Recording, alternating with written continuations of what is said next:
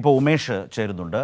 ഉമേഷ്, ഇവരിന്നലെ കൊടുത്ത ഈ നടി ഇന്നലെ കൊടുത്ത പരാതി, ആ പരാതിയുടെ അടിസ്ഥാനത്തിൽ പ്രത്യേക അന്വേഷണ സംഘം മൊഴിയെടുക്കുകയായിരുന്നു. ആ മൊഴിയെ തുടർന്ന് കേസുകൾ രജിസ്റ്റർ ചെയ്തു എന്നാണോ മനസ്സിലാക്കേണ്ടത്? ആ നിലയിൽ 7ഓളം കേസുകൾ, അതേ തുടർന്നാണോ അവർ മാധ്യമങ്ങളോട്, ഉമേഷ് അടക്കമുള്ളവരോട് സംസാരിച്ചത്?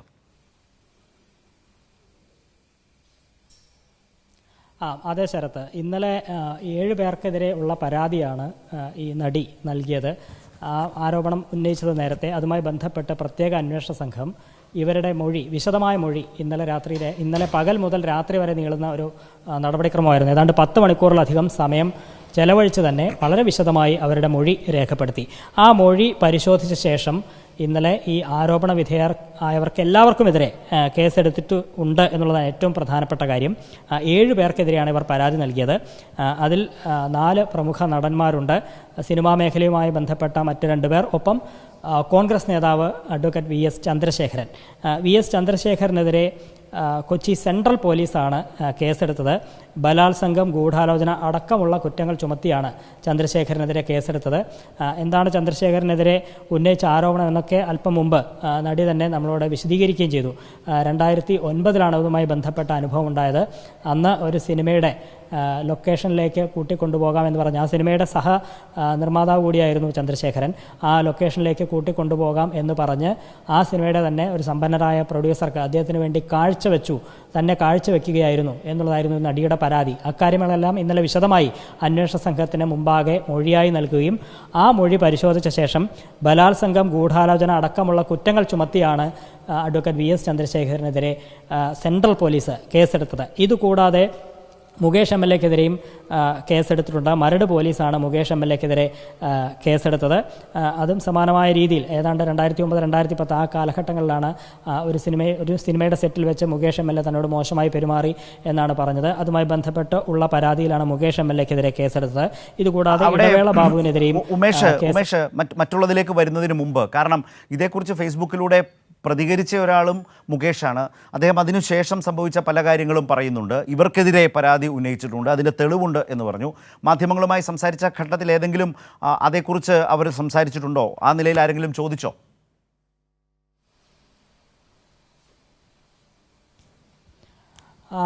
അതേക്കുറിച്ച് കൂടുതൽ വിശദീകരിച്ചിട്ടില്ല. നമ്മളോട് ഈ അഡ്വക്കേറ്റ് ചന്ദ്രശേഖരനെ കുറിച്ചാണ് കൂടുതൽ അവർ പറഞ്ഞത്. മാത്രമല്ല, ഈ അതിവേഗം നടപടി ഉണ്ടായതിൻ്റെ അതിനുള്ള നന്ദി അവർ രേഖപ്പെടുത്തിയുണ്ടായി. കാരണം അവർ ഒട്ടും പ്രതീക്ഷിച്ചല്ല ഇത്രയും വേഗം ഒരു നടപടിയിലേക്ക് പോകും എന്ന് അവർ പ്രതീക്ഷിച്ചില്ല. ഇതിന് മുൻ അനുഭവങ്ങൾ അങ്ങനെ കണ്ടിട്ടില്ല. പക്ഷേ ഇത് വളരെ വേഗത്തിൽ ഒരു പരാതി കൊടുത്ത് അതിവേഗം തന്നെ ഒരു അന്വേഷണ സംഘം രൂപീകരിച്ച് തൻ്റെ മൊഴി രേഖപ്പെടുത്തുകയും രാത്രിക്ക് രാത്രി തന്നെ ഓരോ മൊഴിയും വിശദമായി പരിശോധിച്ച് ബന്ധപ്പെട്ട സ്റ്റേഷനുകളിൽ FIR രജിസ്റ്റർ ചെയ്യുന്നു.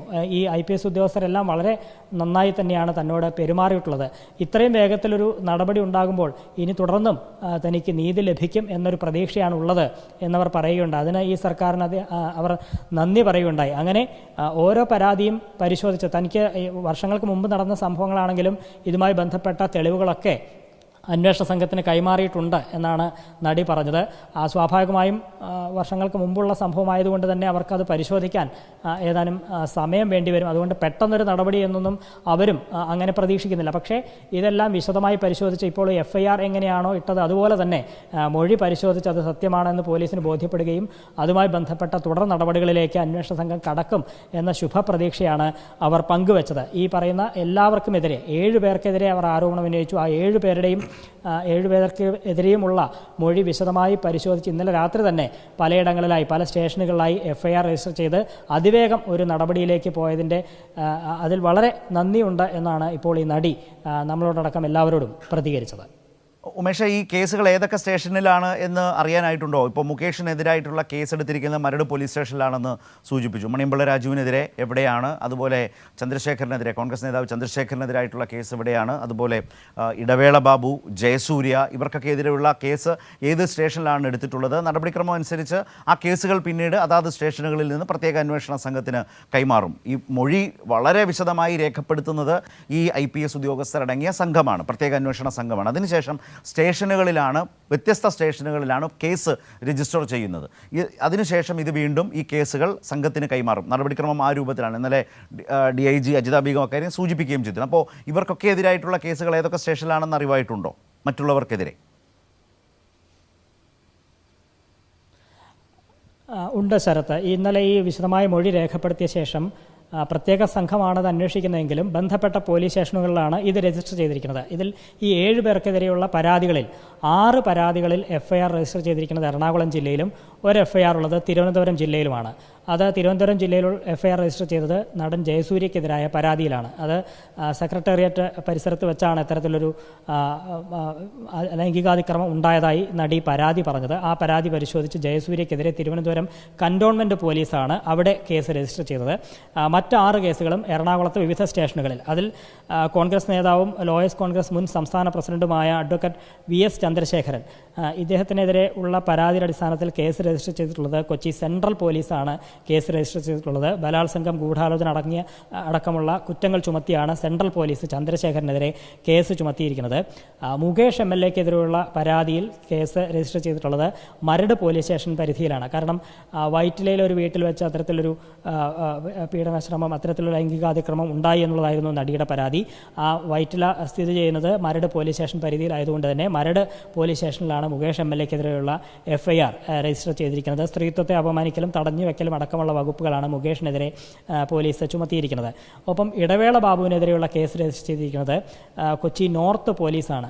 നോർത്ത് പോലീസ് രജിസ്റ്റർ ചെയ്യാൻ കാരണം നോർത്ത് പോലീസ് സ്റ്റേഷൻ പരിധിയിൽ ഉൾപ്പെടുന്ന കലൂരിലെ ഫ്ലാറ്റിൽ വെച്ചാണ് ഇടവേള ബാബുവിൻ്റെ ഭാഗത്തുനിന്ന് അത്തരത്തിലൊരു മോശം അനുഭവം ഉണ്ടായത് എന്നാണ് ഈ പരാതിയിൽ പറഞ്ഞത്. അതിൻ്റെ അടിസ്ഥാനത്തിലാണ് നോർത്ത് പോലീസ് സ്റ്റേഷനിൽ ഈ ഇടവേള ബാബുവിനെതിരെ കേസ് രജിസ്റ്റർ ചെയ്തിരിക്കുന്നത്. അതേസമയം മണിയമ്പിള്ള രാജുവിനെതിരെ FIR ഇട്ടിരിക്കുന്നത് ഫോർട്ട് കൊച്ചി പോലീസാണ്.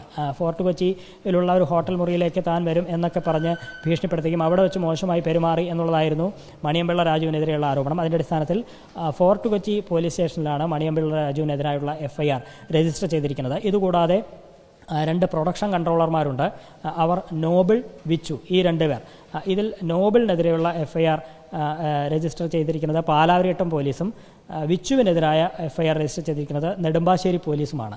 അങ്ങനെ എറണാകുളം ജില്ലയിൽ 6 FIRകൾ 6 പോലീസ് സ്റ്റേഷനുകളിലായി രജിസ്റ്റർ ചെയ്തിട്ടുണ്ട്. ഒപ്പം ജയസൂര്യക്കെതിരെയുള്ളത് തിരുവനന്തപുരം കന്റോൺമെൻറ്റ് പോലീസിലും രജിസ്റ്റർ ചെയ്തിട്ടുണ്ട്. ആ തരത്തിലാണ് ഈ നടിയുടെ പരാതിയിൽ എടുത്ത 7 പേർക്കെതിരെയുള്ള ആരോപണങ്ങൾ, അതേ തുടർന്നുള്ള പരാതിയുടെ അടിസ്ഥാനത്തിൽ FIR രജിസ്റ്റർ ചെയ്തിരിക്കുന്നത് ഈ വിധമാണ്. ശരത്ത്.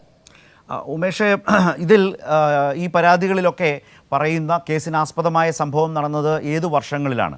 അതുപോലെ തന്നെ വേറെയും പുതിയ പരാതികൾ, ഒരു സഹസംവിധായകനെതിരെ ഒരു ജൂനിയർ ആർട്ടിസ്റ്റിൻ്റെ പരാതി വന്നിട്ടുണ്ട്. അതുപോലെ സംവിധായകൻ VK പ്രകാശിൻ്റെ ഈ പറഞ്ഞതുപോലെ മുൻകൂർ ജാമ്യ ഹർജി ഇന്ന് ഹൈക്കോടതിയിൽ വരുന്ന സാഹചര്യമുണ്ട്.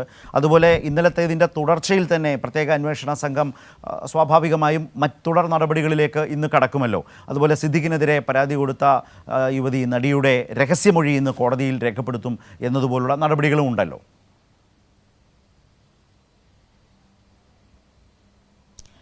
ശരത്ത്, ഈ പരാതിക്ക് ആധാരമായ സംഭവങ്ങളെല്ലാം നടക്കുന്നത് 10 വർഷം മുമ്പാണ്. പ്രത്യേകിച്ച് ഈ മുകേഷിനെതിരെയും അഡ്വക്കേറ്റ് ചന്ദ്രശേഖരനെതിരെയുമുള്ള ആരോപണങ്ങൾ, അതുമായി ബന്ധപ്പെട്ട സംഭവങ്ങളൊക്കെ നടക്കുന്നത് 2009-2010 വർഷങ്ങളിലാണ്. ആ സമയത്ത് ഉണ്ടായ സിനിമയുമായി ബന്ധപ്പെട്ട, ആ സിനിമയുടെ സെറ്റിലും അതുമായി ബന്ധപ്പെട്ട മറ്റ് തുടർ ചർച്ചകൾ, ആ സമയത്തൊക്കെയാണ് അതുമായി ബന്ധപ്പെട്ട അവർക്കെതിരെ ഉള്ള ആരോപണങ്ങൾക്ക് ആധാരമായ സംഭവം ഉണ്ടായിട്ടുള്ളത്. അവരുടെ ഭാഗത്തുനിന്ന് മോശം അനുഭവം ഉണ്ടായത് ആ വർഷങ്ങളിലാണ്. ഇടവേള ബാബുവിനെതിരായുള്ള ആരോപണം, അതുമായി ബന്ധപ്പെട്ട സംഭവം നടക്കുന്നത് 2013-ലാണ്.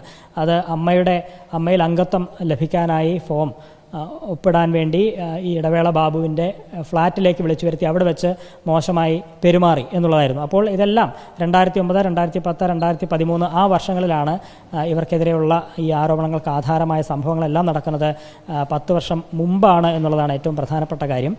ഇത്രയും വർഷം മുമ്പാണെങ്കിലും അവർ ആത്മവിശ്വാസത്തോടെ പറയുന്നത് ഇതെല്ലാം സാധൂകരിക്കുന്ന കൃത്യമായ തെളിവുകൾ തൻ്റെ കൈവശമുണ്ട്. അതെല്ലാം ഈ SITക്ക്, പ്രത്യേക അന്വേഷണ സംഘത്തിന് ഇന്നലെ തന്നെ കൈമാറി കഴിഞ്ഞിട്ടുണ്ട് എന്നുള്ളതാണ് അവർ ആത്മവിശ്വാസം പ്രകടിപ്പിക്കുന്നത്. ഇതുകൂടാതെ ശരത്ത് സൂചിപ്പിച്ചതുപോലെ ഈ സംവിധായകൻ VK പ്രകാശിനെതിരെ ആരോപണം ഉന്നയിച്ചിട്ടുണ്ട്. യുവകഥാകൃത്താണ് അത്തരത്തിൽ ആരോപണം ഉന്നയിച്ചത്. അതിൻ്റെ അടിസ്ഥാനത്തിൽ കേസെടുത്തിട്ടുണ്ട്. ഈ സാഹചര്യത്തിൽ ഇദ്ദേഹത്തിൻ്റെ മുൻകൂർ ജാമ്യാപേക്ഷ ഇന്ന് ഹൈക്കോടതിയിൽ വരുന്നുണ്ട്.